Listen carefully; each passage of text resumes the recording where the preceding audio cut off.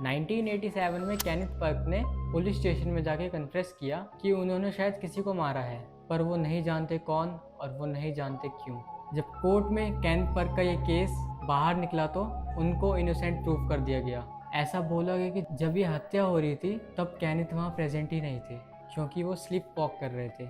Sleep walk एक ऐसी condition है जहाँ पर इंसान का ब्रेन सो रहा है पर उसकी बॉडी कोई ना कोई एक्शन कर रही है। कभी कभी स्लीप वॉकिंग में इंसान उठकर चलने लगता है, कभी कभी किचन में जाकर वो कुछ बनाने लगता है, कभी बेड पर बैठ जाता है, कभी बातें करने लगता है। हर इंसान कुछ ना कुछ अलग करता है। केनेथ ने गाड़ी चला के बिना कोट बिना स्लीपर के अपने इन लॉज के घर जाकर अपनी मदर इन लॉ को चाकू से स्टैप करके उनकी जान ले ली स्लीप वॉकिंग के दौरान। कोर्ट में जब ये केस प्रेजेंट हुआ तो बताया है कि जब केनेथ पुलिस स्टेशन में आए तो उनकी कपड़ों पर उनकी मदर इन लॉ के खून के धब्बे थे, उनकी आंखें ब्लड शॉट रेड हो रखी थी, उनके हाथ कपकपा रहे थे, उनके पैरों में कोई भी स्लीपर नहीं थी, उनके ऊपर कोई भी कोट नहीं था और उन्होंने आकर ये बात कन्फेस की थी।